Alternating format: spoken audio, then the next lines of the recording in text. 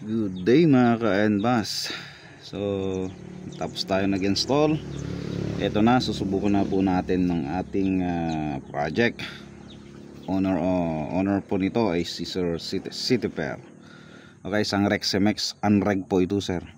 So linagyan po natin ng around 19 should say 29 PSI, less than 200 bar, with first 12 rounds sa isang magazine. Susubukan natin kung kumusta ang groupings niya sa 12 shots starting at 29 PSI tank fill. So unrig po to. Dito tayo para makapag put up tayo ng magandang record. Dito tayo. Dito. First 12 shots. Try natin dito. With mahangin-hangin na situation. Okay, firing. Okay.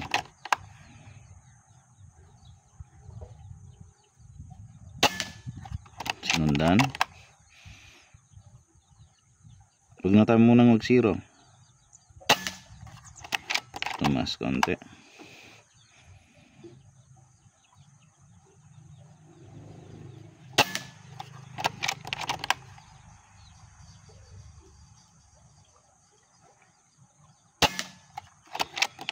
Ayan na. Ayan na yung groupings.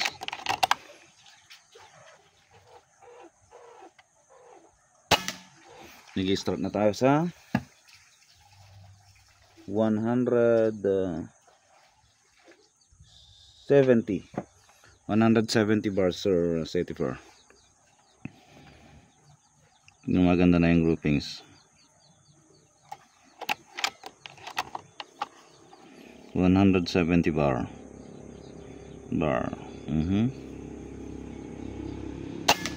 Ayan na nga.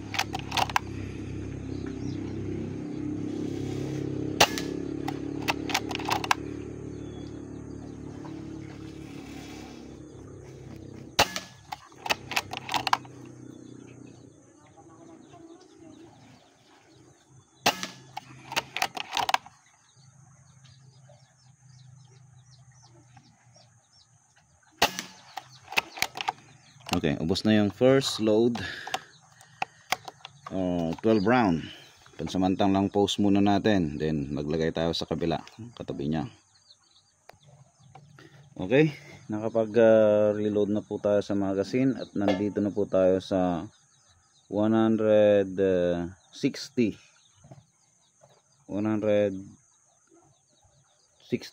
Tama, 160 bar. Then bubuo tayo ng isang groupings na naman dito sa tabi niya, di ba? Okay, full round. Start natin ng PSI sa tank fill ay 160 bar. Okay.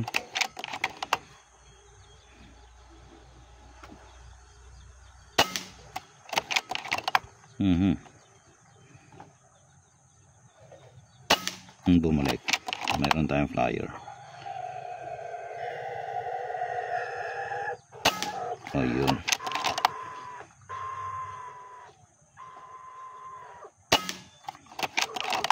Okay.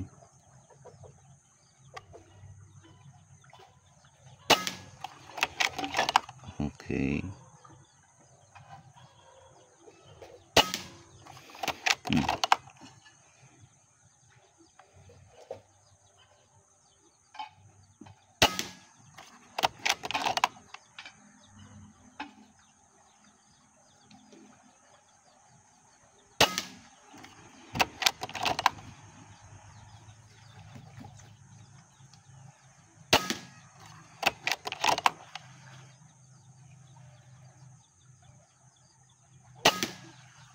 So, nandito na tayo sa 100,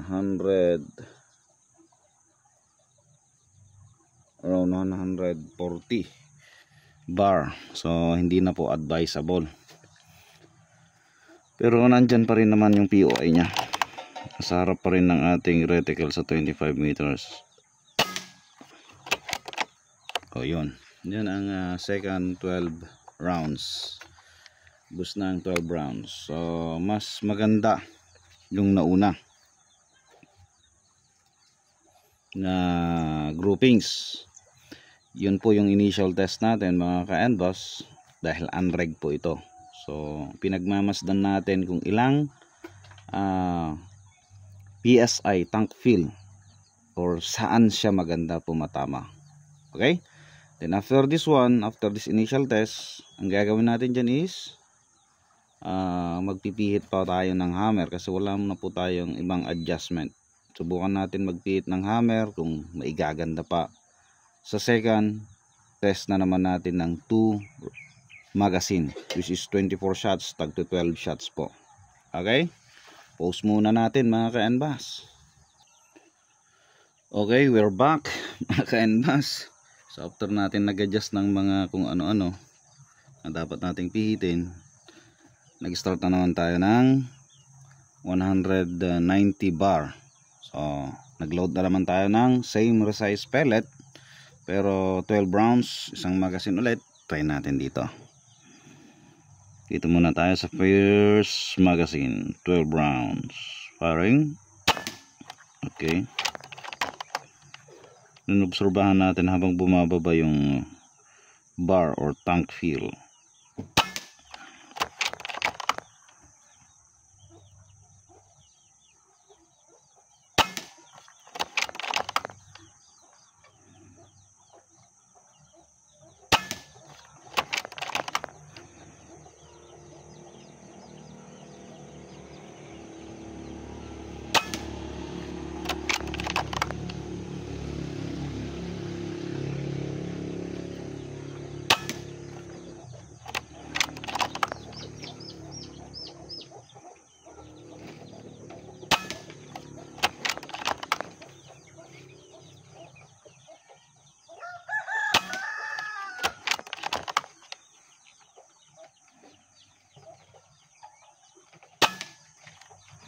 So mukhang dito na siya umaayos sa 100, again 170 bar. So 170 bar siya umaayos.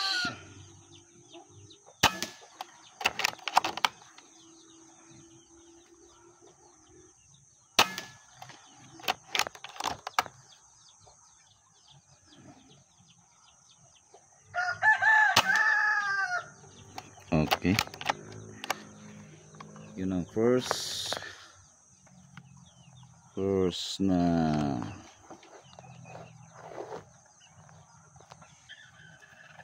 mag. Tumigil tayo sa 170 bar. Magre-reload lang to po tayo mga ka-NBOSS, mga ka-argan. Try natin from 170 to 140 bar.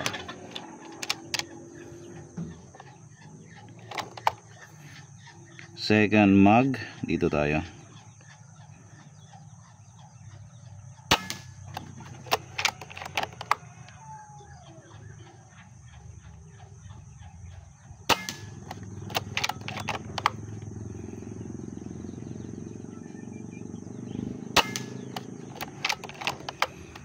Nagwa one hole na siya.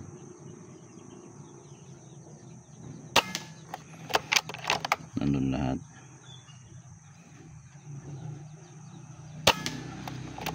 Ayan. Oh, ganun siya talas na ngayon. From 170 bar, subukan natin hanggang saan kung kaya niyang ubusin yung 12 rounds. O, ganyan katindi oh. Grabe yung pagkaka one hole mga ka-NBOSS. Oh, yun. Wala na. Maintain lang natin. Check natin kung hanggang bar siya titigil o kakalat. Oh, grabe oh. Oh, sobra. Oh, medyo tumas konti.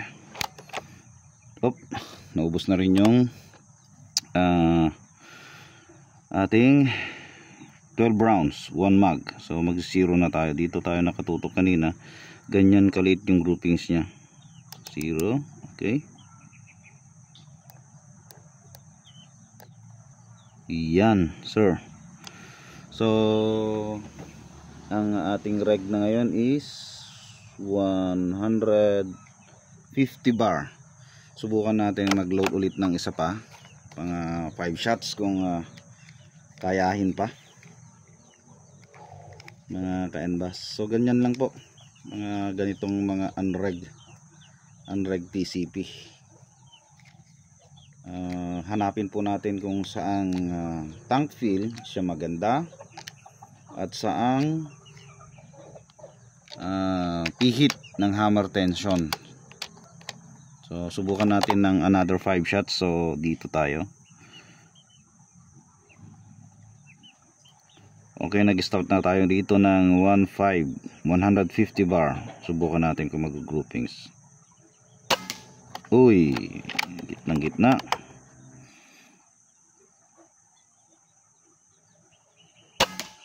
Nandun pa rin.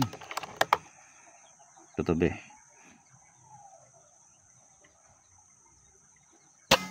Oh.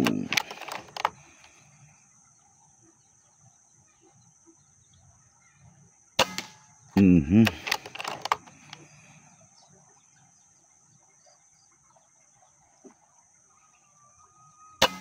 Mhm.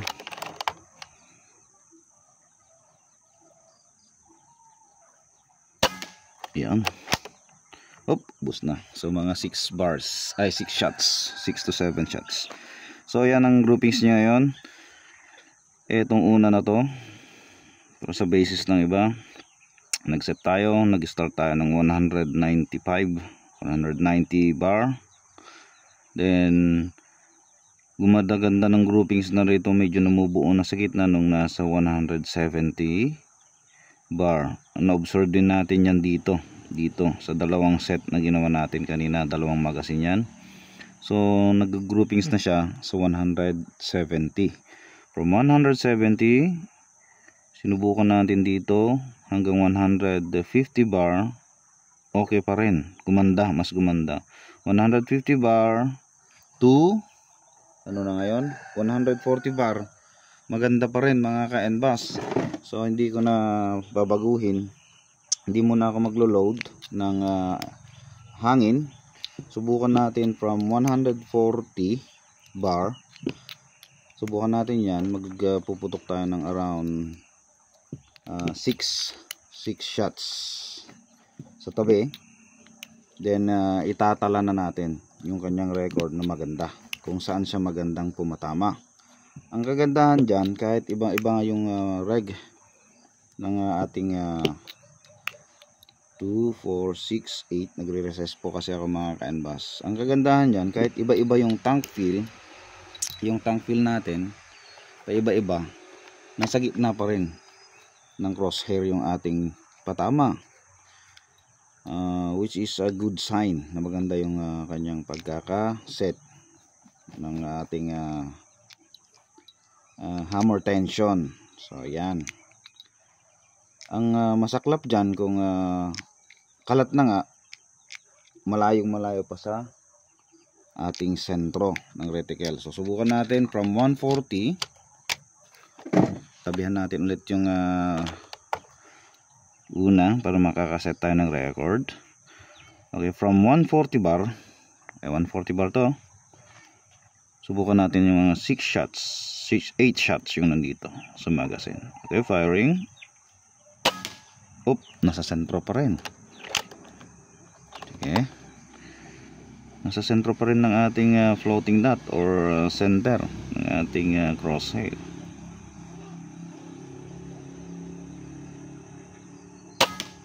Pumasok pa rin. Imagine 100, oops, so sorry. 140 na yan ha. Tanggalin natin at nag-slide eh. 140 yan.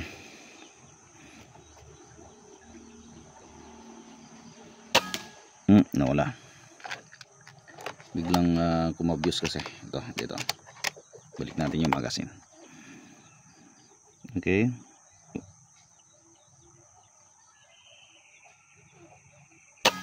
Okay, nandun pa rin. Medyo mababa lang konti.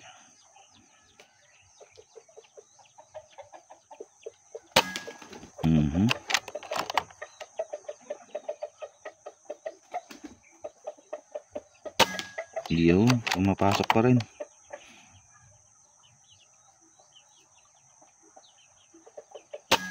Pumapasok pa rin mga canvas. So, sa lagay na yan, ubusin natin, try natin.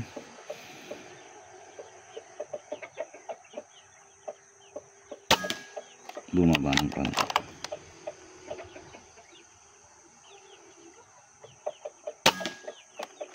Bumalik. So, yun ang grouping, sir.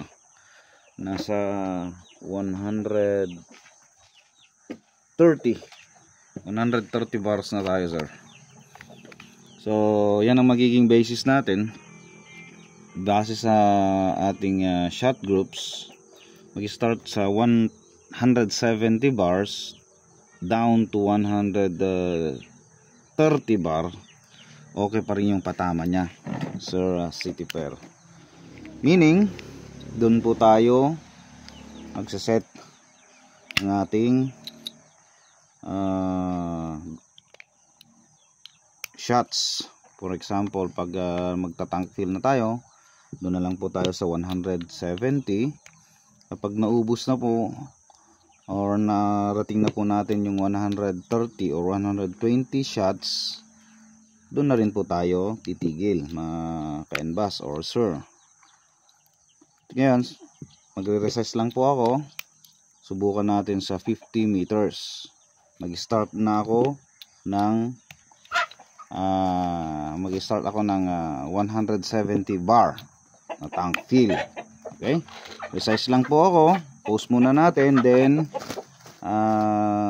perform natin sa 50 meters with 1 inch target plate.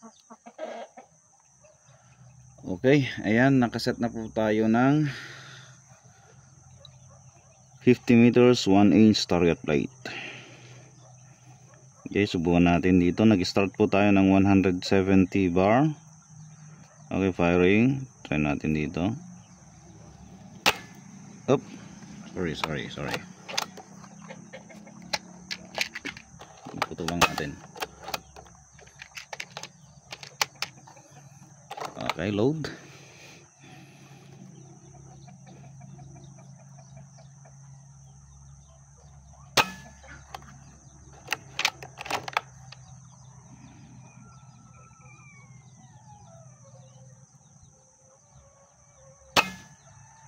Okay, masyado yatang mababa. Dito tayo.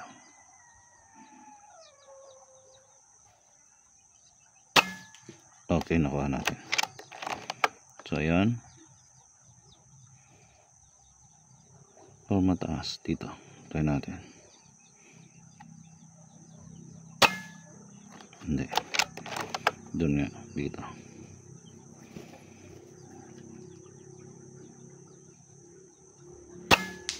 Okay. Hit. So 170 tayo nag-start.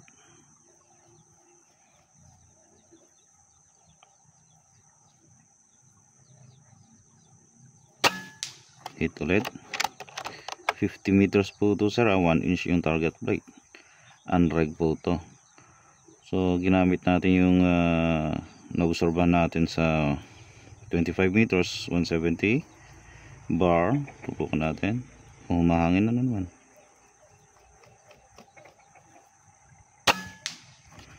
Oh, diba, sir?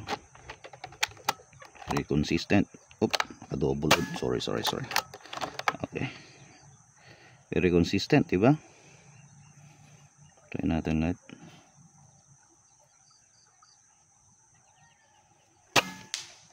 Oh, 1 inch target plate, 50 meters, starting at 170 bar.